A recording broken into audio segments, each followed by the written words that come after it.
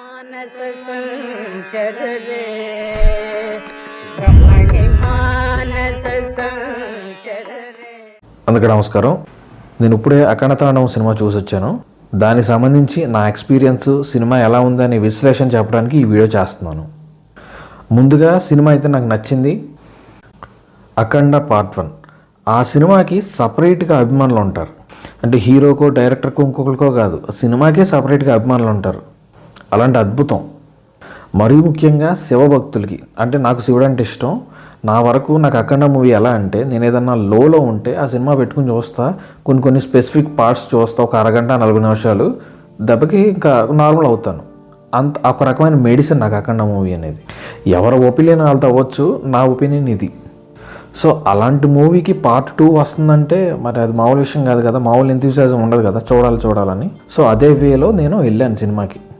అది first reason. Second reason ఏంటంటే, first పార్ట్లో మదర్ సెంటిమెంట్ యాడ్ చేస్తాడు. అంటే తన తల్లికి ఇంకో కొడుకు ఉన్నాడు, వాడు ఇలా సన్యాసి అయి తిరుగుతున్నాడు, ఊర్లని దేశం మొత్తం సంచారం చేస్తున్నాడు అని తెలుస్తుంది తల్లికి.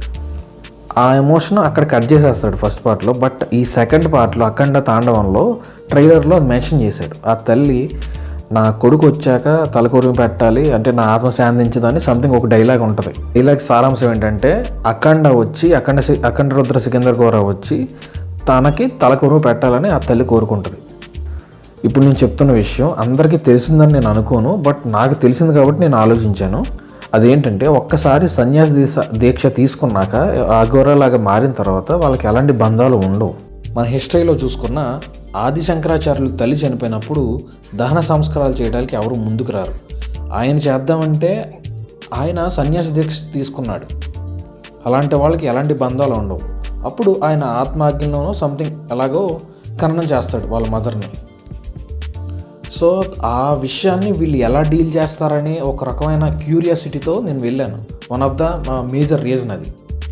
అంటే ఒక తల్లి తన కొడుకు తలకొరివి పెడితేనే తన ఆత్మశాంతి అనేది ఆవిడ చివరి కోరిక. బట్ కొడుకేమో అఘోర.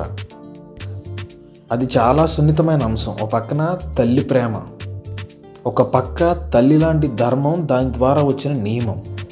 ఈ రెండింటిని ఎలా బ్యాలెన్స్ చేశాడు బోయపాటి అని చూద్దామని వెళ్ళానండి.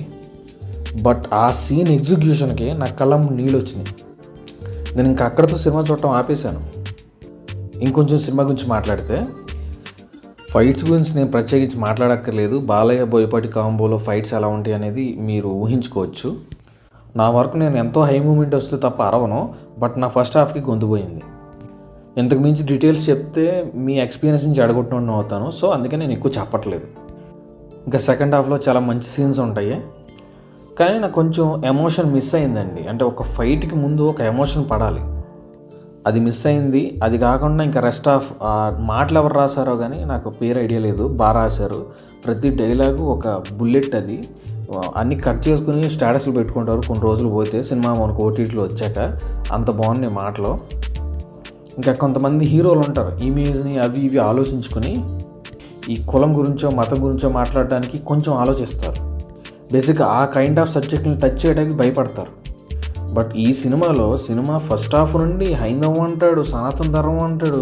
అసలు మొహమాటం అనేది పడలేదు బోయపాటి కానీ బాలయ్య కానీ. అంటే చెప్పించిన బోయపాటి కానీ చెప్పిన బాలయ్య కానీ అసలు ఏమాత్రం మొహమాట పడలేదు. చెప్పాలనుకున్నది చెప్పాల్సింది డైరెక్ట్గా చెప్పారు అంతే. ఒక్క మాటలో చెప్పాలంటే ఈ సినిమా ఒక యాంటీడోట్ అండి చాలా విషయాలకి. మీరు సినిమాకి వెళ్ళి చూస్తే మీకు అర్థమవుద్ది. వీలుంటే ఫ్యామిలీ మొత్తం కలిసి చూడండి, ఎందుకంటే ఇది సమాజానికి ఖచ్చితంగా ఉపయోగపడే cinema. Once in your life అని కొన్నిసార్లు అంటాం కదా, ఆ కైండ్ ఆఫ్ సీన్స్ ఈ సినిమాలు కొన్ని ఉన్నాయి. మీరు అవి మిస్ అవ్వద్దు. ఇంకా లాస్ట్ బట్ నాట్ లీస్ట్, మన సనాతన ధర్మం గురించి, మన దేశం గురించి ఇలాంటి ప్రొడక్షన్ వాల్యూస్తో ఇంత పెద్ద స్థాయిలో ఇంత నిర్భీతిగా నిర్మోహమాటంగా మాట్లాడగలిగిన సినిమా ఇంకొకటి రాదు. ఆ ధైర్యం కూడా ఎవరు చేయలేరు. మీరు నిజంగా సనాతన ధర్మాన్ని ఫాలో అయ్యేవాళ్ళు అయితే ఈ సినిమాని సపోర్ట్ చేయాల్సిందే. ఇది నేను అడగడం కాదు, చెప్తున్నాను. అది మీ బాధ్యత అని నేను తెలియజెప్తున్నాను. మీకేం తలనొప్పి రాదండి, సినిమా బాగుంది, దాంట్లో డోకా లేదు. ఇంకా ఫైనల్లీ ఈ సినిమా తీసినందుకు అఖండ టీం అందరికీ ధన్యవాదాలు. ఇంకా జై బాలయ్య. సర్వే జన సుఖినో భవతు.